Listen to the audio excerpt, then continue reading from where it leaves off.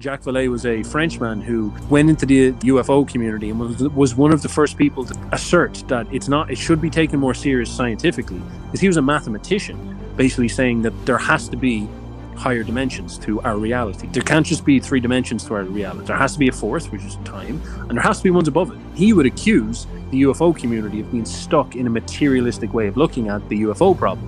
Why? Because that's what Jung actually said. Terence McKenna, though, believed it. Carl Jung's theories is what I used at the start, but they're simply not sufficient. He would say, we don't know what the machine elves are. They never found they were able to explain the DMT flag.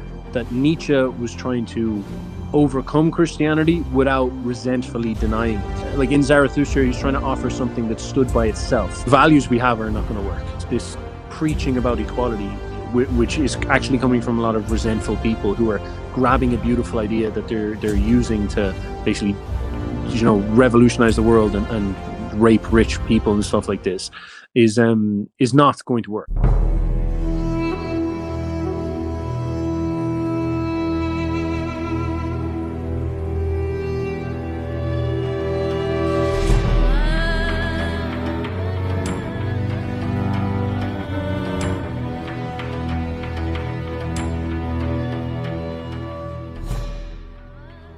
Welcome back to the Gnostic Informant, and you are about to attain true gnosis.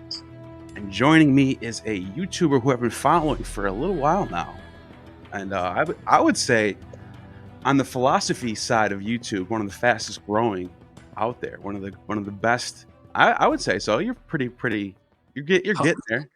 Hot stock, Yeah, guys. Yeah. Put your tips in. Bitcoin at $10. Come on, let's go. Especially when it comes to Jung and Nietzsche.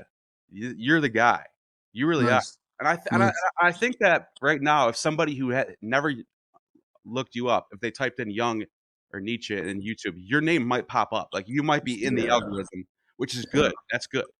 That means you have going.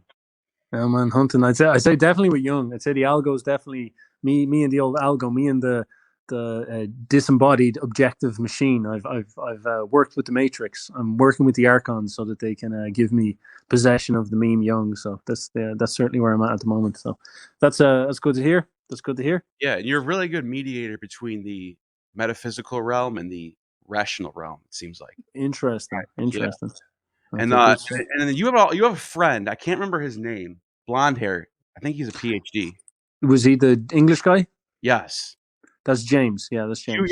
When you and James get on the mic together, it is fire, bro. Like you two just hit it off. Like I don't know what he's been at, but I would love to get a hold of that guy sometime too. He's knocking around. Excellent stuff between you guys. And so I made an intro for you. Nice. And I just want to get your response. So you haven't seen this yet, right? No, I have not. I can confirm from the audience this is the first time I'm seeing this. So I just want to get your natural response to this. And I want to see if you can crack the esoteric code, what it means. Oh, damn. All right, here we go. Putting on lock. All right. I'm amazed at my own belief, and I don't understand it.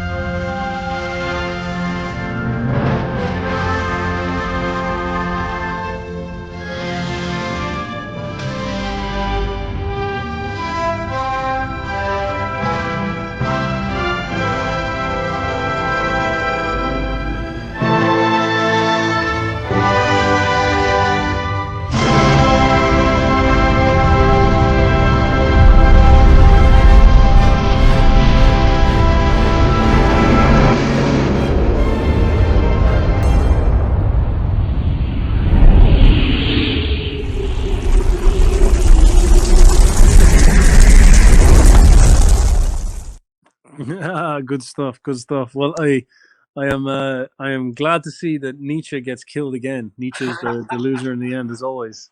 I thought Um, you would appreciate that. I wanted Nietzsche to win, to be honest, but it man, wouldn't make part of sense. me does, but I think it's just the cosmic irony always suits Nietzsche getting blown the fuck out at the end of everything. You know, he ends up as the mountain incel. He gets blown the fuck out. I think we're all happy with that one. So He's the poor bad guy. Nietzsche. He's the bad guy. Good man. That was almost like a sort of more surreal. It's like a sort of Monty Python skit or something like that. I had that type of energy about it. So Absolutely. That's what I so was good going work. Good work. Yeah, and did you notice that Terrence McKenna and Ellen Watts came to save Jung? Now, I did notice that. I did notice okay, that. I noticed they teamed up on Naughty Nasty Nietzsche. yeah, it was horrible editing, so it's probably hard. There's just a bunch of heads bobbing around. I But can catch it. but so the reason why I threw that in there is because psychedelics are the only thing that, in my opinion, are what's keeping the longing for something more than this physical world. The DMT culture, the Terrence McKenna types, the psychonauts. They're the ones who are really like Joe Rogan talking about needing God on DMT. Something I've experienced actually. I had my DMT phase for a whole summer, just writing down what I would. What'd you see? Oh, dude! So I'll tell you my most intense one. I have a couple of good stories. The most intense one of all time was by myself, and I had a pen like this, packed with DMT in it, and I loaded up 2 giant puffs. You know, just for the effect, I'll just 2 of those, and so I'm just sitting there. All of a sudden, I'm gone. I'm in another place. This is called the breakthrough. They don't happen that often. People talk about, oh, I broke through it, and then you think, because I used to do this all the time. Oh, I think I broke through. No, if you think you broke through, you didn't break through. Breaking through is something different. You leave the place that you're in, and you're somewhere else, but you're still conscious. You can still think perfectly. It's not like you're drunk. You're not slurring your words. You're yourself. You're normal. Anyways, I'm in this place. It's like a really white place, and it looks like a god that looks like Shiva or Brahma or Krishna with the multiple arms and multiple heads floating up like with the cloud with like smoke and like angels flying around it, like circumnavigating it, all these geometrical patterns and colors, and it was like a liquid, but it was like digital all at the same time. It was hard to explain, and it flies up to my face. And I'm not kidding. It felt so real that I thought I was going to die. My heart's beating really fast. And I look at this thing and we're like communicating telepathically. There's no words. We're not saying, hey, what's up? It's just like my mind is connected with this mind. And we're just like communicating back and forth. I barely remember what was said between me and, but now I look back, it's myself. It was deeper than myself. Like this is like the Jungian dream, way to look at it. This was, I mean, obviously this wouldn't have happened if I didn't take DMT, right? This isn't just a miracle. I didn't meet a real God. However, I did do something with my brain chemistry to bring that outside of myself. Man, we can definitely talk about this because I've actually a lot of talks, maybe things that might disagree with Young that we can play in. But go on, finish the story. Don't interrupt. Well, yeah, that's basically that one. And then the other time I was with my ex-girlfriend at the time. We were in the woods, and I did another same thing. Pen. I always use the pen, and all of a sudden she had a used Lexus, and I was driving the car, so I had the keys, the Lexus key. What do you call it? The lanyard over my neck, and I looked down at the keys, and they started flying around like lightning bolts off my chest. I thought I was going to shoot her because it was like, and I look up at the sky, and there was it looked like Mickey Mouse, and he was like pulling a cloud like a blanket over himself like this. And I was like, this is fucking crazy. Like, I don't even know what that meant. I have no idea what that means, but that's what it was. Interesting. I have a whole bunch of other ones, but those are the 2 crazy ones. Well, I'll tell you about one thing I've been thinking about, and I'd like to make a video on this at some point. I wrote actually in my YouTube community tab, I wrote this as a little essay so people can give it a read. I've discovered some crypto guy called me up a while ago, and he was a cool dude, and he was talking to me about crypto and all this stuff. And then afterwards, he just went in this, like, he started talking about aliens. I was like, Jesus, here we go, fucking aliens. Like, all right, here we go. But he was talking to me, and like most people talk about aliens, you're kind of like, all right, bro, take it easy there, come on. But this dude, he was explaining to me, and he was explaining to me, being like, Jung is quite a significant influence on the alien culture, and I'm like, what? And he's like, yeah, yeah, exactly. I'm like, how? And he's like, all right, well, there's a sequence of relationships that lead up to Alex Jones. So if you listen to Alex Jones these days talk about aliens, he actually says some really crazy shit that's actually quite interesting. Like on Joe Rogan's podcast, you listen to any of them and there'll be sections where he goes in like stream of consciousness mode and starts dribbling, and he'll say stuff like, aliens are not living on another planet. They're actually an interdimensional species that are coming down and visiting us and talking to the CIA underneath all the universities and taking massive doses of DMT. Yeah. And he says stuff like this, and Joe's like, "What the fuck? Like, slow down, man. All right, let's Jamie pull that up, man." And it's all too much. The way Alex talks. But then when you slow him down, you actually listen to the conceptions. Alex starts to basically say, he usually brings it up in the context of Joe saying Joe takes DMT. He's like, oh, you love DMT. Did you ever meet the machine elves? Which is what Terence McKenna talked about.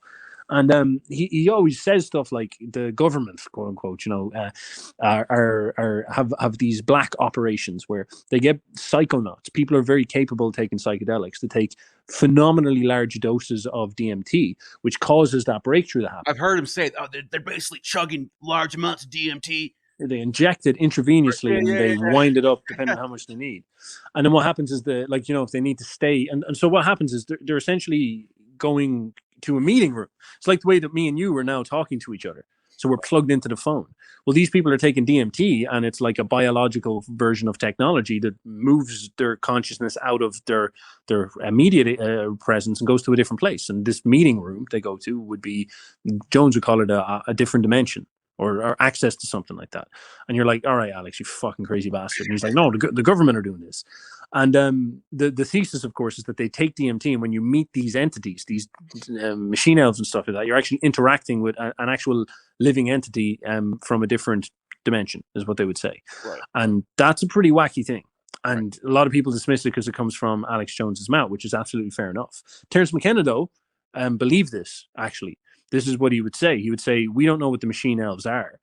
But he said this explicitly. He's like, Carl Jung's theories is what I used at the start, but they're simply not sufficient.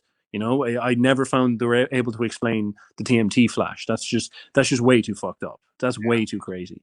And that's a good point. Now, an awful lot of what Alex Jones is talking about, of course, comes from reading government documents, but also is centered on many of the things that a gentleman called Jacques Vallée talks about.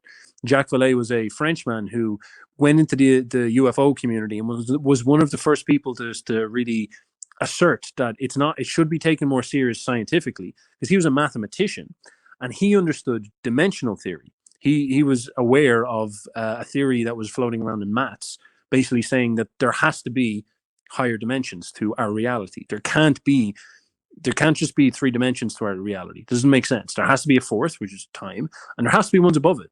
It's a mathematical prediction, and it's your want to dismiss those without thinking about it. And you could even argue that the Hebrews back in the day, with stuff like Kabbalah and whatnot, proposed something quite similar, that there's 10 dimensions to reality. This is not out of this world. Many mathematicians would propose something like 9, 10, 11, 12, 13 dimensions or something like this. And so Jacques Vallée was like, dimensional theory is quite interesting. And he would accuse the UFO community of being stuck in a materialistic way of looking at the UFO problem. Why? Because that's what Jung actually said. And he was a big avid reader of Jung.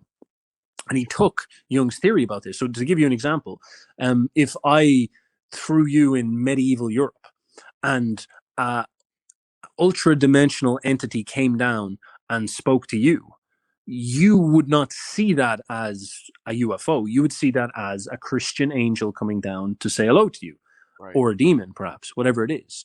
And because of where your mind is at, your imagination would project the archetypes current to your collective unconscious onto that entity. So there's no way you can experience that experience as anything other than a a meeting with the Christian gods. Or what was very common in Europe was the old pagan myths that were sort of trickling on there as well. And Jacques Vallée, well, this is what Jung said. Jung said that the UFO is the same experience that those ancient Christians are having, where they met God or met the angels or had all these type of things. Yeah.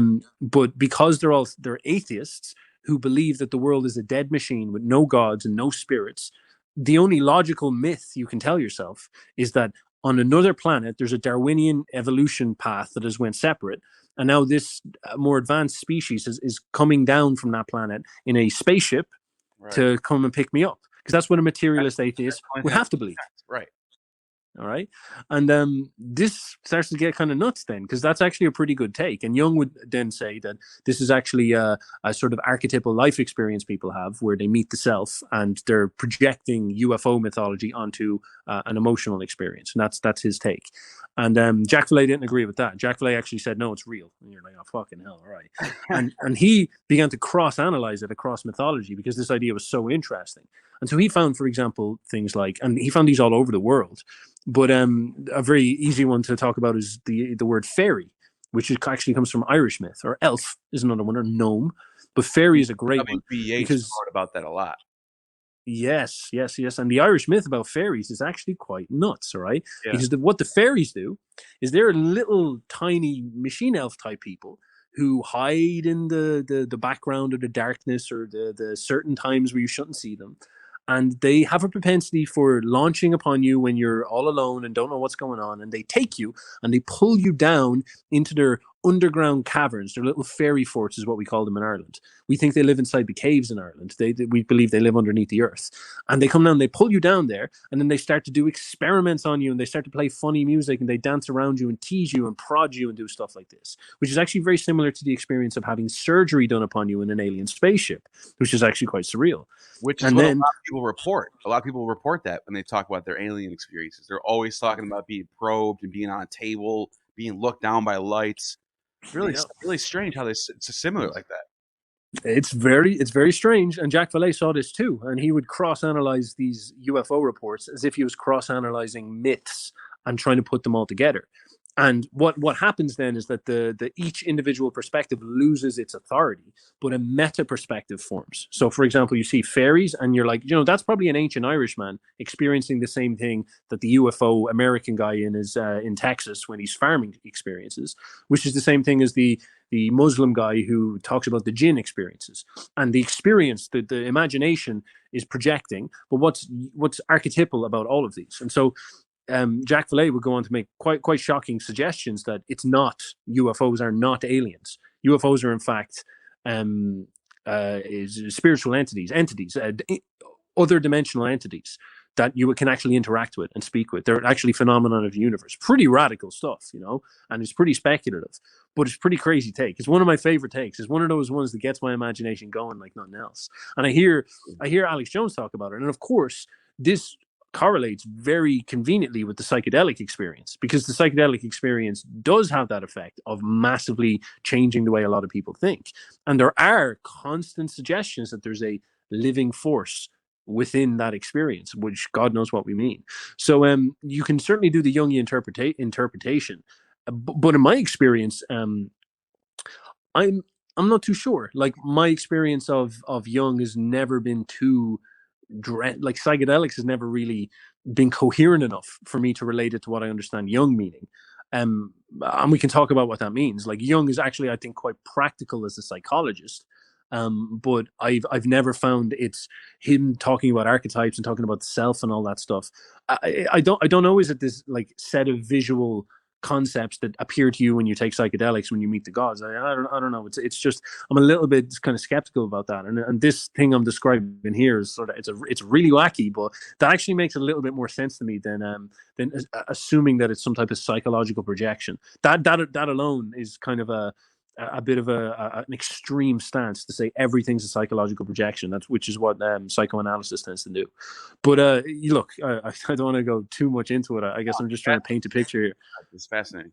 You know what I noticed though about Jung is that he does sound pretty practical for the most part until you read his last book, Man and Symbols, and he gets a little bit off the deep end in that one, where he's talking about dreams being prophetic and not just random nonsense. These are real things from another, from somewhere else being given to us, basically. I don't know if you can.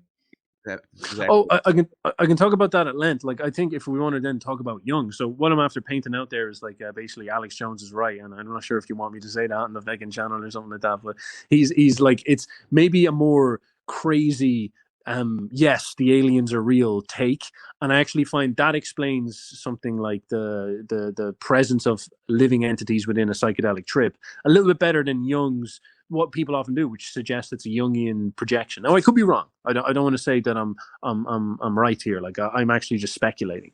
But when it comes to Jung, one thing I find that is actually very practical about him is understanding what he means by the concepts of shadow work, anima, and then of course the whole concept of what a dream is. Because truly speaking, you can put Jung into practice and actually get a very, I would even consider it, measurable result.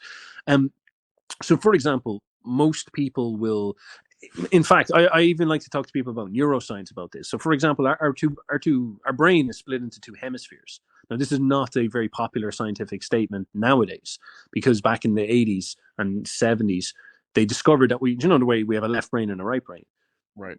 They discovered that we have a left brain and a right brain, and then everybody went around saying, "Oh, I'm left-brained. Oh, I'm right-brained. Oh, I'm left-brained." Artists were right-brained, and then like, yeah, they still do that. Yeah. And this is like, junk science. It's pop science, and science is really, it annoys them a lot because that's not what that's not the left brain and right brain does. But you can actually go on my channel and check out videos, because I play videos of this.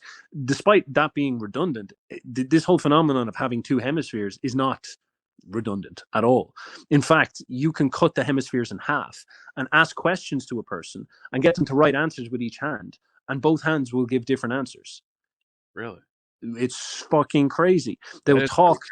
Man, there's like, you cut the brains in half and let the two hemispheres exist by themselves. They start acting like separate people inside your head. All right. And yeah, man. And this is where things start to get really kind of crazy. It's because one of them acts like a conscious person. One of them is connected to your speech. The other one is not connected to your speech. So you can, I'll send you the video if you want to show your listeners, and maybe another time, or link it in the description or something like that. Yeah. Sure. There's an experiment to do with a guy where his brain is cut in half because he had epilepsy. So they used to cut the brains in half to stop epilepsy, because when your brain is connected, an epileptic storm of electricity can take over your whole brain. You cut this in half and it breaks the system up. So that means actually the storm doesn't happen. It can't build up enough momentum. Kind of crazy take, but that actually works. They used to cut your brain in half. You have a little linking thing called a corpus callosum in the middle of your brain. They cut that stuff in half. So anyway, they get this guy, he has his brain cut in half, and the two hemispheres are acting. And they show the guy a picture, and they show him a word, all right? And they ask him to speak what he saw. And he speaks the word, because they flash the word at one of his eyes. And then they ask him to draw what he saw with his left hand, which is connected to his right brain. And I was kind of confused. Right. And he draws the picture, And then there's all this stuff where you can talk to the person's conscious words, and then talk to the other thing, and the other thing seems to be alive and present and can draw pictures back and answer, but it can't speak. It has no control over the mouth. That's what's so crazy about it. So the two hemispheres split up, and the left hemisphere is wired to your mouth, and the right hemisphere is not. Now, this actually turns out to be true when you look at neuroscience.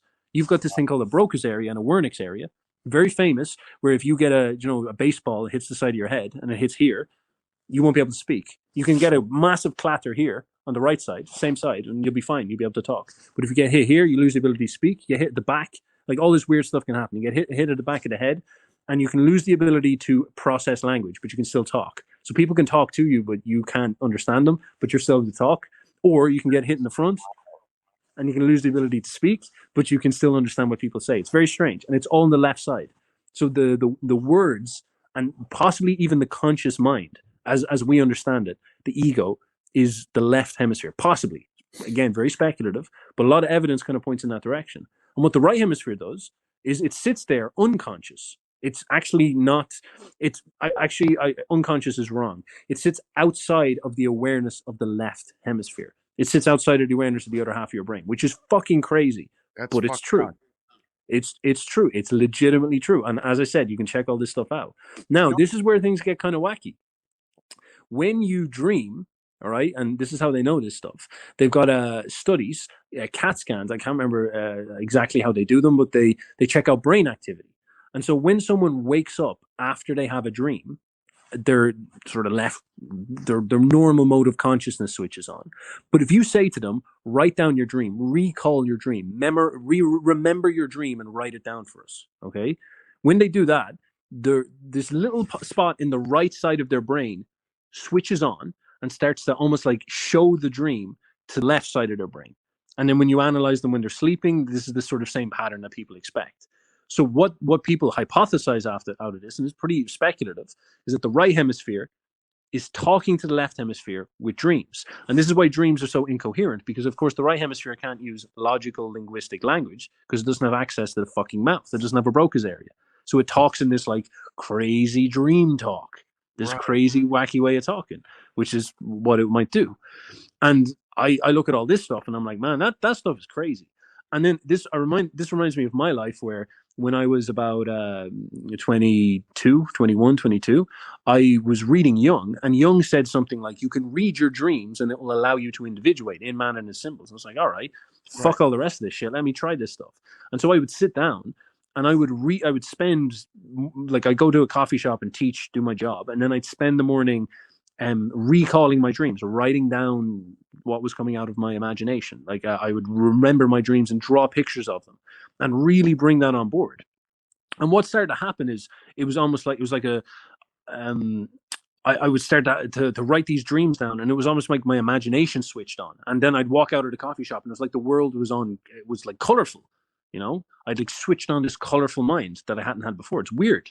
And I didn't know what it was, but I actually remember when I was I struggled to kind of get a sort of natural imagination in place, and so I took a load of psychedelics to switch on my imagination. And I remember many times I took like 500 micrograms of LSD by myself in the wilderness and wandered around and had this massive trip where you know visually saw these massive experiences, and my brain interconnected and all this stuff. And I came out of that.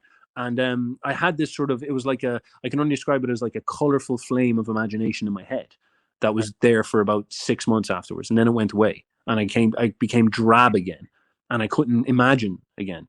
And then I did this dream reading thing, and then it started to switch that back on in a natural way. It was like discovering how to work out after you've been taking steroids. You're like, oh my God, this is how you naturally build muscle. This is crazy. Wow. And I was doing the thing Jung said, and I was doing it correctly, and it does this. And lo and behold, later I discovered that the exact process I was doing was I was actively waking up and recalling dreams, which was switching on my right hemisphere and getting it to talk to my left hemisphere, according to these studies, which actually makes sense. I was wiring the two of them together better. You know what I mean? Which is like training your brain. It's like a weird form of meditation that makes you better at imagining and articulating what you imagine. And I saw that and I started to think to myself, I was like, man, Jung was on the fucking money. He intuitively figured it out. And there's a lot of stuff you have to kind of bog through, but that's it, man. Like that's correct. Like that literally neuroscientifically correct. And I did it to myself and it works. And I know, look, I only intuitively know it worked, but I definitely believe it works. I believe and it. I'm sure, You know, and I'm, the DMT experience is almost exactly like a dream while you're awake. And not only is it like a dream, but you know how when you wake up in the morning and your dream is fresh on your mind, you remember it, but then as soon as you wake up and start taking a few steps to go make your coffee, it's like you forget your dream.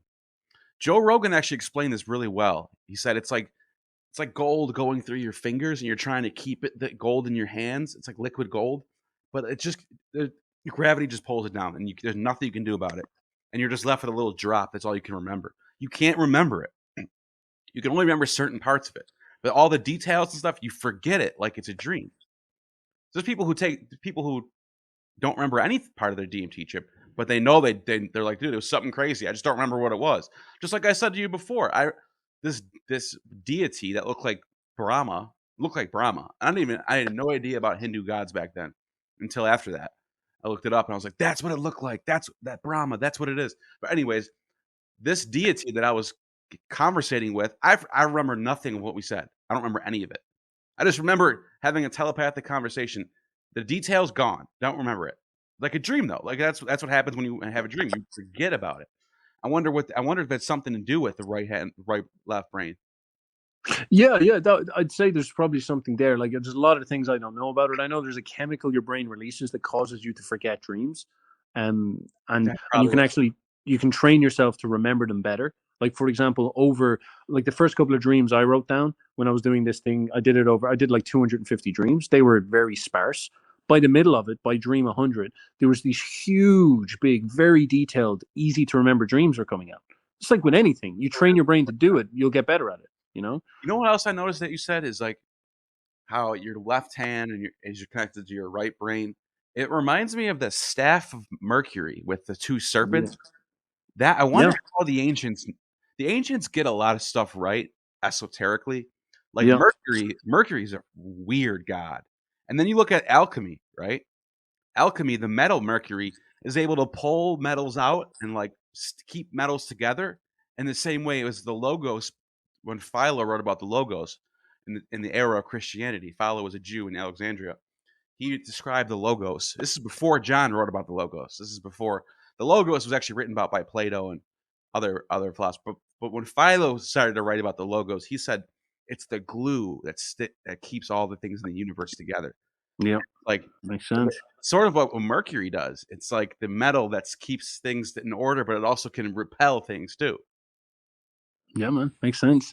Makes sense. It's like they. I don't know how they do this stuff, but you're absolutely right. That like they have a gut way of finding this stuff out. But I guess it's like intuitive knowledge versus affirmative knowledge. So with science, in fact, if I was to even bring left brain and right brain, science is like a very left brain way of validating things, which is fine. It's a perfectly coherent way to validate things. You try to explicitly expose everything. So instead of us talking about our opinion and what we feel, we have to go into the brain and figure out a way that we can watch like electricity in the brain to confirm, what a dream is and stuff like this. Whereas you'd talk to someone 700 years ago and they'd be like, a dream is a message from God. And Right, right, we'll right. probably end up discovering that's in some sense true. In this weird way, it actually was correct. But we'll have to go through this whole process of validation to kind of get there. This is the problem. And this is also a thing that annoys me about the esoteric stuff and the scientists. The esoteric guys think science is irrelevant. It's like stupid. Science is really important and really Yeah. sophisticated, and you should acknowledge it. But at the same time, there's a lot of scientists who think that esoteric stuff is just like silly and childish and effeminate. And you're like, look, they're not dumb. They weren't dumb. Like they were just doing things in a different way. It was like it's like experiencing you're a boxer and you see a karate fighter for the first time. It's like that stuff will work. It'll be different, but it will work. And And and this is really important. it's like a different language of expressing the same thing. And then you have Mm. the scientific world, like people who are like Christians or Muslims or just people who New Age people. They despise this whole uh this rational thinking of atheism and scientific method. But it's like it's so necessary to have that. You need people like Matt Dillahunty and Aaron Ra to keep things in order in a way, because otherwise we'll just be all over the place and just believe in what we want. You have to But have those thinkers that will check you and say, "Can you demonstrate that?" No, well then bullshit. You have to have that. yeah, I think, or I think there's such thing certainly as a healthy skepticism. I think Nietzsche actually possessed that to incredible lengths. Sometimes though, like you'll see Dawkins and Dillahunty, they are legitimately close-minded, and that's massively to their detriment. Like Alex Jones is literally more mentally stimulating to me than most of Dawkins talks, because Alex Jones, he says a lot of crazy stuff, but he's painting pictures that are thinking differently, and he's not completely wrong about everything. Like many of the things he says you can look up, and it's sort of engaging. It's you can I can engage with these ideas, embrace them, and I can then sit down, and this is like the true art of thinking. I can grab the idea that someone like him is trying to talk, or Jack Valet, or the right hemisphere stuff, and I can paint out the whole perspective and try to see how it makes sense and build a coherency, and then also maybe think about the ways it could be wrong, and then put this like sort of set of ideas in front of myself and enjoy. It's almost like an aesthetic pleasure. Enjoy all the possibilities and put them that way. And I think really that's the thing I like seeing the most in people. Like skepticism for skepticism's sake is a little bit kind of like you should be searching for truth. And the act of finding truth, this is Nietzsche's idea, is perspectivism, your ability to look at things from many different angles. And being skeptical is often not that. That's just like literally saying, I'm not looking at things in any other way except for the way I know it. Right. But if you see someone who's demonstrating this ability to change perspectives really dynamically, it's usually a very, very good and healthy sign. It's very hard to do, though. But it's like the predicate for elite thinking, in my opinion. Right, which is very Nietzschean, and I want to get to that, and I have a lot to say on Nietzsche, and last thing I want to say about the Jung thing, because this ties into what you just said, what we're both just talking about how you have the rational thinkers and then you have the sort of esoteric thinkers, and Jung in the chapter The Magician, this is my favorite chapter of the Red Book, where he talks about having this dialogue with the serpent, and he's talking about the heavens are closing up, and I think, correct me if I'm wrong, I think he says something along the lines of the two sides it comes to a standstill and the heavens close up, and then, you know what? Let me pull it up real quick so I can yeah, man, I don't remember it either, so you better pull it badly right now. I actually got it on tab, have you? I do. I have the because I was trying to so here's what he says. He says, slowly the throne of the God ascends into empty space, followed by the Holy Trinity, all of heaven, and finally Satan himself. He resists and clings to his beyond. He will not let it go. The upper world is too chilly for him. Have you got too tight hold of him? Welcome, hot thing of darkness. My soul probably pulled you up roughly. Why this noise? I protest against the violent extraction. Calm down. I didn't expect you. You come last of all. You seem to be the hardest part. What did you want from me? I don't need you, impairment fellow. It's a good thing we have you. You're the liveliest thing of the whole dogma. What concern is your partle with me? Make it quick. So he's talking with Satan, and he says, this smells of monism. I've already made note of the same of these men. Special chambers have heated for them. And he's talking about this opposites, right? The serpent turned and spoke ill-humoredly. Truly, you pester me. Opposites were certainly an element in life for me. You probably have noticed this. But he says it comes to a standstill that you need the two opposites to make things go forward. You need those two, the struggle between the two sides to push everything forward. But when you don't have the two sides, you just come to a standstill and you're just stuck in one spot. That makes sense. Mm-hmm. That certainly makes sense, man. It certainly makes sense. Like I think it's something else that Jung says in the Red Book. Just I think it might be preceding that. Is he says that there's a scene where he is experiencing evil, and there's this like monstrous entity that's wrapped up around this big pillar, and it's all this distorted bodies, and they're all trapped on this pillar, and they're all like mangled. It's like a Dante Inferno scene. Yeah. They're stuck there because they're all holding on to each other, and they can't. I think they're holding on maybe to their eye or something like that. It's like a kind of quote for Odin, the way Odin sacrificed his eye, and they're none of them can let go because they'll lose their eye. And Jung his soul is basically like, evil cannot sacrifice, whereas what is good can sacrifice. And it's sort of the same thing with Satan, is that you've got the material world, if you want to talk about Gnosticism, because Jung is actually sort of giving Satan his due. You've got Gnosticism, where Satan is not able to just let go of the reality and drift up into the heavenly realm of the icy heavenly realm of conceptions and perfection and whatnot, God's realm. And so Satan sort of keeps us tethered to the world, if you will. Yes. And this is what I was getting at. Jung would almost say it in the sense of like, this is Jung's concept of the shadow, if you want to think about it this way. Like our life force, our primal urges, our dark side, our groundedness, the brutality of nature's disgusting primal law of violence. These things are all very real and very important for us to quote unquote integrate and understand, because if we don't, we become naive. And in order to integrate them, we sort of have to stay tethered to the world. We have to embrace reality as it is. And it's maybe a more esoteric way of dealing with Jung. This is where you're like dealing with symbols and whatnot, but he's certainly like not wrong. Like there's great wisdom in that.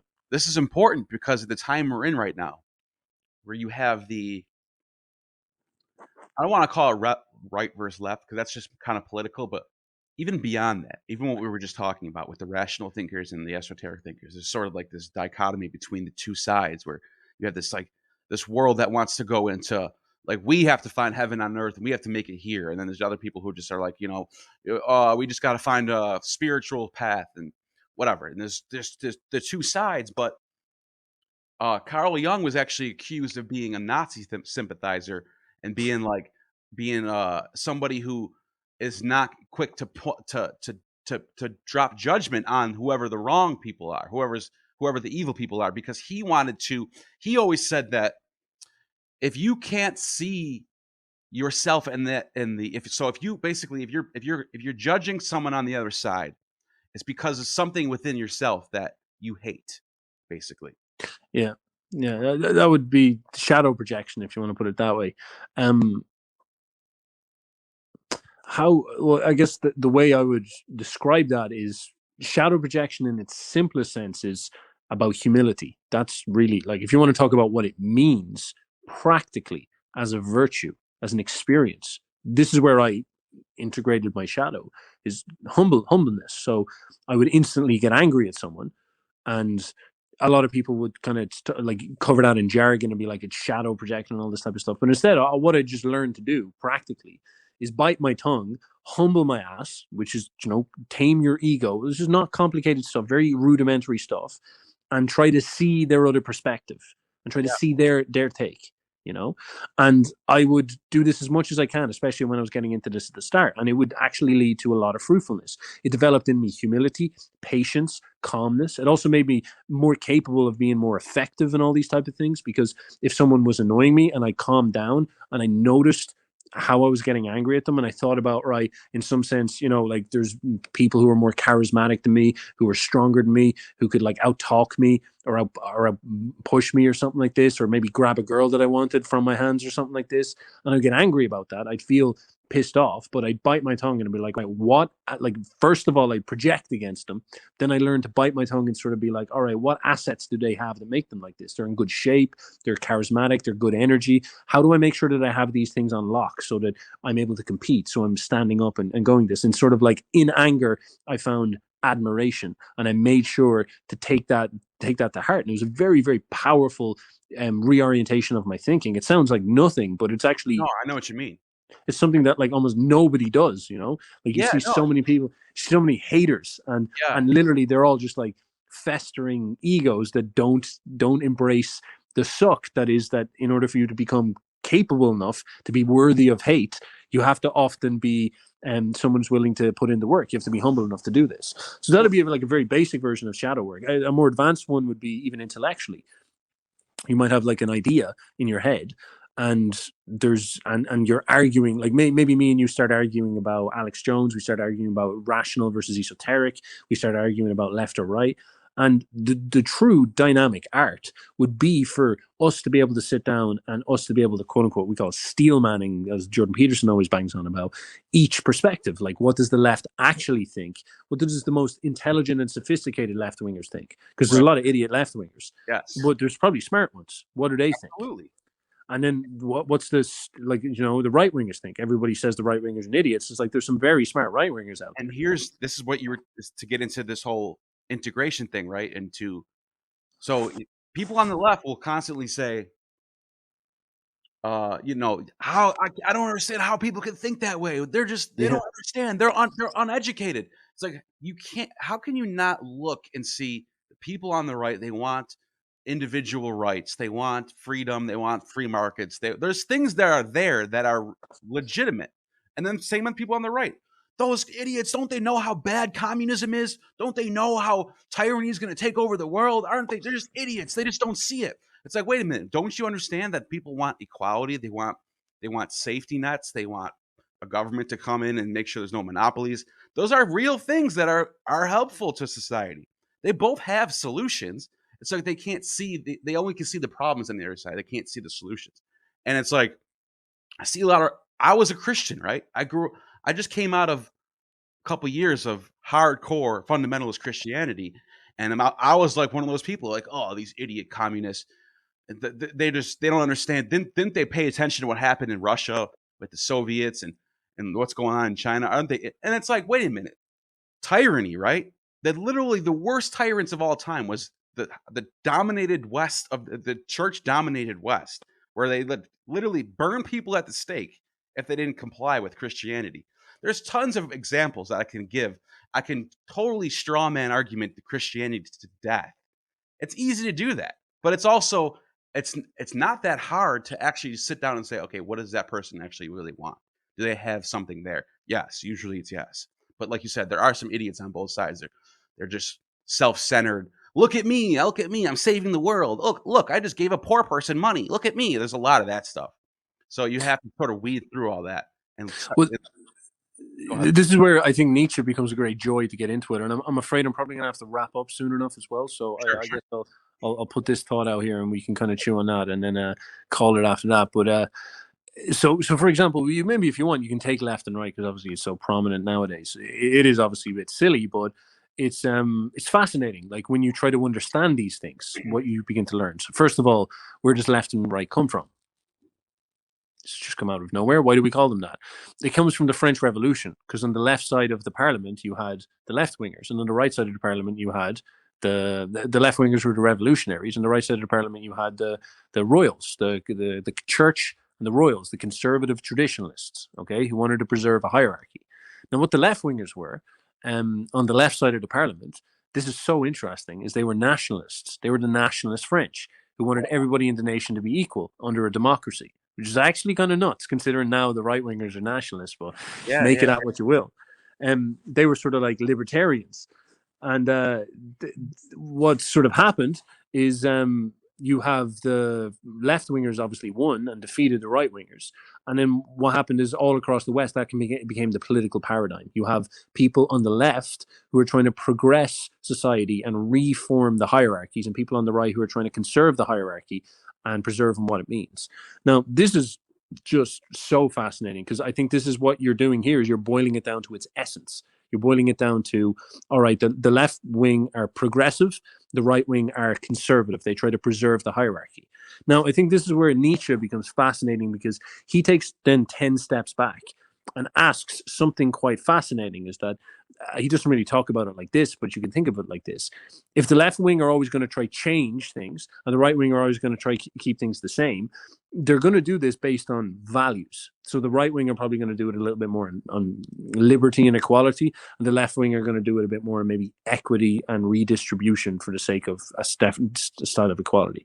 And they've got certain values built into this. Maybe you could say the left wing value compassion, the right wing value being left alone, is probably the simplest way to put it. And Nietzsche would look at this and say, maybe the most interesting question is asking yourself, what is valuable? What is worth having as the main focus? What is worth having as the main focus of a hierarchy? So what right-wing hierarchy should we try put into place? What hierarchy is worth conserving? And maybe the one we have isn't.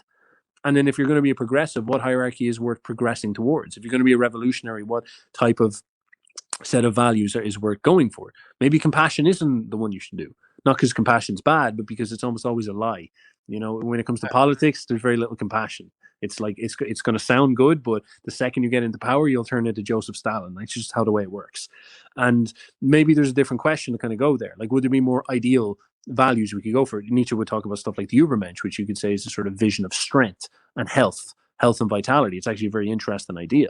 And imagine if we orientated society towards that, and we built hierarchies going towards that. Imagine if we went for a revolution now, all of us, and tried to progress society towards a more healthy one, a more virile, fertile, and a vital society. We would maybe have to overthrow the food system and get rid of chemicals in the water and the food and stuff like this. We'd maybe have to override the way school is done. We'd have to change the way we train children. We'd have to get people maybe more physically active. We'd have to change our relationship with work. These would all be a very, very fascinating set of revolutions that actually probably would lead to massive change. But this is all what would happen if you had a different value. If you put liberty up there, an awful lot of what will happen is you just leave people alone. Like our modern society is sort of like that. Put a compassion, and that would turn into a more of a like shame-based society where people will be constantly harassed for not being nice enough to poor people and stuff like this. Right. And there's a spread of these, and I'm not saying that's an exhaustive list. There's probably many other different values that you could kind of entertain. And I think this is really like the true art of Nietzsche, is to be able to entertain them. Yeah, and a lot of people throw up Nietzsche as like this left-wing hero, but he had it's interesting, isn't it? He had some things to say about Like I actually have. If you, I don't know how much time you have. Do you have a couple more minutes or? Yeah, let's rock on for a couple more minutes, then I gotta bounce. Do you think I could play a couple minutes of your tarantula video and then we'll just talk about that and that'll be it? Sweet, yeah, go for it, man. All Go right, I for got it man. right here. Here it is.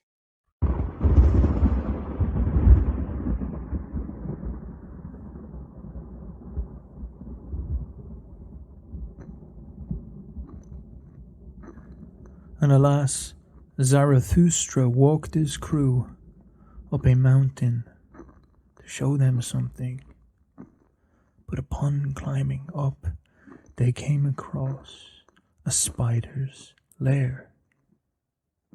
And Zarathustra stopped them and turned around and said, "Look, this is the tarantula's den. Would you like to see what lives inside? Look at its web hanging there. Touch it so it trembles. Look, here it comes. Shh.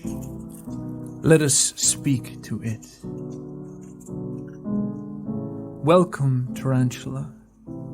Your triangle and symbol rest black on your back, but I see more.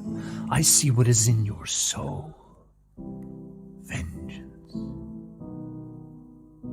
Wherever you bite, a black scab arises, and your poison fills the soul with frenzy. You preacher of equality, but I will soon bring your hiding places to the light. I laugh in your face with my laughter of the height. I tear at your web and lure you out of your den of lies, because I know that your rage will leap forth from behind your word. Justice. Dude. Oh man, I got chills when I watched that. Yeah. Good job with that, man. Man, thank you very much. Like, it's probably the type of content I'd like to make the most. It's about a kind of product market fit, because it's a lot of time to do that, and YouTube rewards maybe more talking. But I'd love to do that more often. I'd love to make that stuff out. So I'm currently in aspirational mode, trying to crusade towards that. I just enjoyed that a lot. It's very artistic. It's just something I really, really like doing. So I like it a lot. And of course, the thing I picked as well is Nietzsche's Tarantulas, which is precisely one of the most brilliant passages he has from Zarathustra. Right.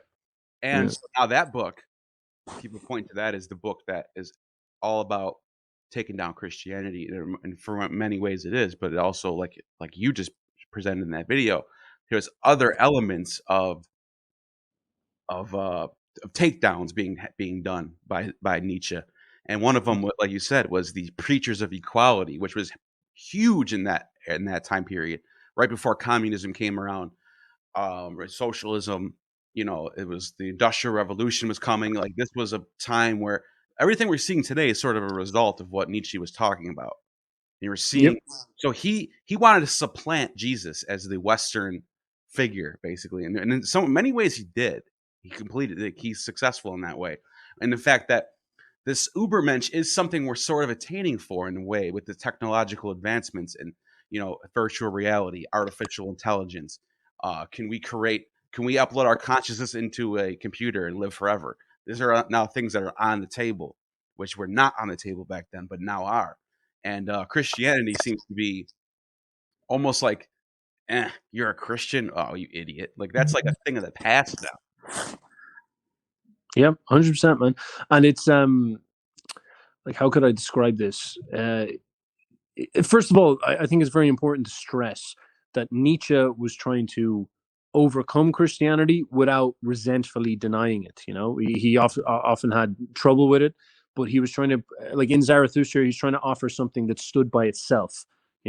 Maybe had dealt with Christianity and had moved past it and beyond it, but wasn't in a reactionary position to it. This is so important to understand. He hated that sort of position of being reactionary, of bouncing against Christianity. In fact, many of his other works, like the Antichrist, for example, very reactionary, very scathing reactionary critique of Christianity.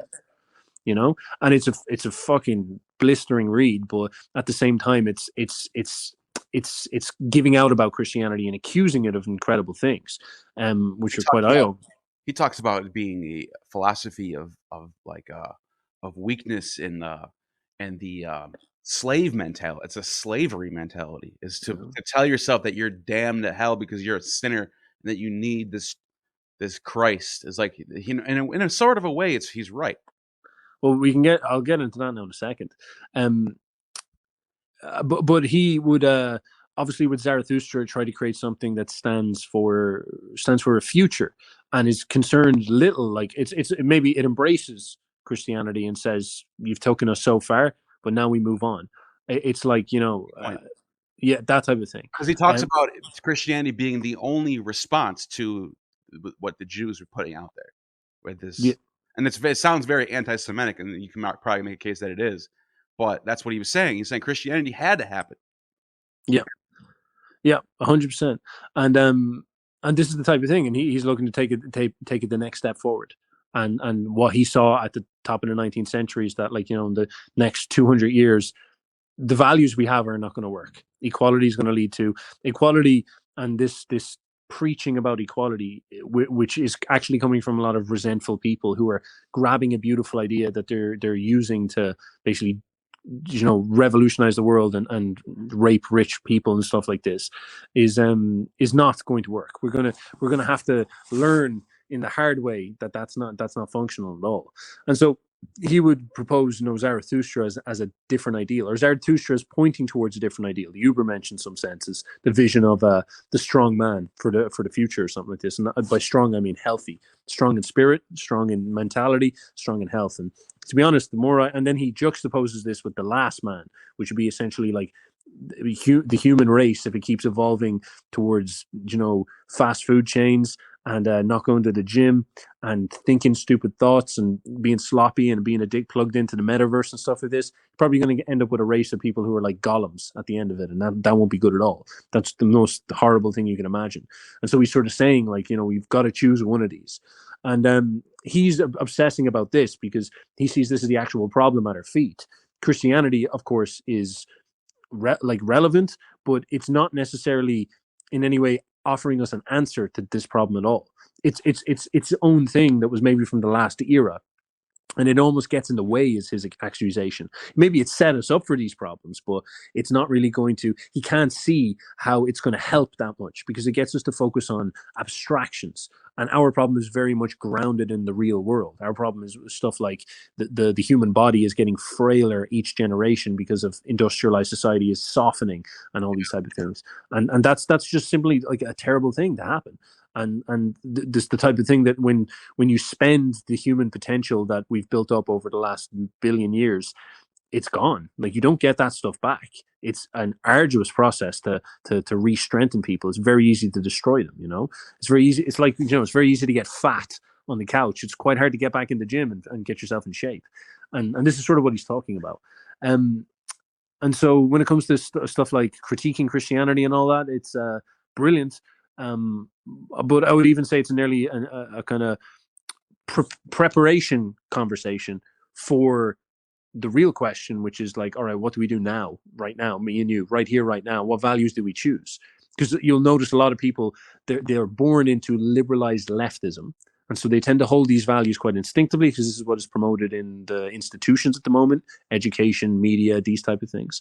And this is the sort of cultural regime paradigm right now. And this is what most people get. This is where you get the tolerance and all these type of things coming out of it. And then what happens is a lot of people nowadays are sort of getting quote unquote red pills. They're accusing that of being maybe too woke or something like this. And they're saying, no, I'm reacting against that and I'm going back to Christianity. You see that an awful lot. And they revert back to something like a traditionalism that Jordan Peterson promoted and whatnot. And that's what happened with me. Yep. Exactly. And that reactionary position is perfectly normal because this sort of fake tolerance kind of starts to annoy you after a while. And so a lot of people react against it and they go to Christianity. And Nietzsche was just basically saying Christianity is not the answer. It's obviously the place you're going to react to, which is fine, but it's simply not the solution. The solution is not ready yet. It hasn't been made yet. We have to make it ourselves. And he would call that Nietzscheanism, or Zarathustra's prophecy of the Übermensch, whatever you call it. And this is basically about not bouncing between leftism and Christianity, but going on to the new direction. and it's almost like he's talking about philosophizing with the hammer. And he was like a Tupac of philosophy in Germany of the 19th century. He was just going after everybody. He was criticizing. He says in the Antichrist, this is a quote from him. He said, "I put a few skeptics aside. Other than that," he said, "they all act like a bunch of women." He's talking about other philosophers. He's like he just had no respect for anybody. He was like a Machiavelli in a type of way. And actually, that was the name of Tupac's last album was Machiavelli. And he in that album, he went after everybody. Biggie, Jay-Z, Nas, the whole entire, and it was like, so that's why I say he was like the Tupac of philosophy in the 19th century. He was it's weird, like, because his philosophy is in some sense trying to be assertive and not be like a whiner and a critic, but at the same time he's like hypercritical. Right. Yeah, but Zarathustra is not like that. Zarathustra, I find, is not necessarily. It doesn't really have Nietzsche's hypercritical voice. Like Nietzsche's normal voice in most of his work is this kind of like funny, really well written, hypercritical incel that lives in a mountain, Yeah. But Zarathustra comes across as this very like kind of boisterous, bombastic, assertive, funny, like almost like a kind of like a Conor McGregor of like Conor McGregor's not there. Conor McGregor's sort of just boasting and having fun and laughing and all this type of back when Conor McGregor was at his peak, whereas he's not like some music critic or fighting critic sitting down there and saying Conor McGregor should do this or like it's not that energy at all. And Nietzsche's sort of getting dragged towards that from time to time. And I love to give him a bit of hassle for that, but yeah, that's the buzz. That is a good way to put it. And dude, we're definitely gonna do this again sometime. This is the hour flew by really fast. So beautiful, bro. Maybe we can dive into Nietzsche or something like that on Christianity, since that's what you do in this channel, and we could maybe hit it a bit harder if you wish. Yeah, that's what I want to do next time. We should definitely do that. And anyway, oh yeah, so you have a program that you Oh yes. Well, actually, many of the things I was talking about earlier with Jung and stuff like this, a lot of people who listen to Jung would have a personality type. So, for example, Jordan Peterson noticed this. Jung noticed this himself, that people who get drawn to Jungian psychology tend to be the personality type high openness, specifically creative people, highly open creative people. And they would notice that, you get most normal people, or even highly intelligent normal people, like lawyers and accountants and even certain highly organized people. They wouldn't really take the Jung. Jung sounds like nonsense to them. But then there'd be a certain demographic of people who would listen to Jung and just it would just suit them to down. They'd have all these dreams. They'd be very creative thinkers, and they'd be like, Jung's the best. And this is like 10%, 10 to 15 to 20% of people. And Jung said this. He said, I don't really do my stuff unless I'm with these type of people. Wow. And he didn't quite have a category for them, And Jordan Peterson mentioned the same thing. He mentioned like some people, just Jungian psychology is just exact perfect fit. And I have been doing the Jung channel and I'm being like, who in the fuck am I talking to? Because you kind of get sick about talking about Jung all the time, because I'm more than just a Jungian, But I talk about Jung all the time. And then eventually it clicked to me. It's like, oh man, that's what it is. I'm talking to creative people, if you want to put it this way. And I don't like, it sounds a little bit like a wanker, like, oh, creative. You're right. But it's like people with that high openness, and these people have a specific set of biases and traits and problems. They have things that they get wrong. They've things that they need to figure out. Like if a creative person can apply themselves and become successful, they can actually create things, which is very, very valuable. They can make a lot of wealth for themselves. They can change their lives. They can change the lives of people around them. They can see problems and solutions you couldn't believe. They can produce culture that sets forward generations in the future. There's all these powerful things to happen. But the problem is that like most creatives fail. Most creatives really, really struggle with this type of stuff. Entrepreneurs, artists, even just people who operate in society as a whole, who have this style of thinking, they can often really, really struggle with this type of stuff. And so I basically set up a program that trains them in the various things they need to do in order to solve what they are, to make sure that they get what they do correct, how to, basically get logistical, boring, left brain things in order, how to work with people and develop relationships based on who you are, how to actually speak better and articulate yourself better so that all these big ideas actually get heard, all these type of things, how to use stuff like the modern tools that we have, how to do psychology on yourself, considering who you are, your personality type.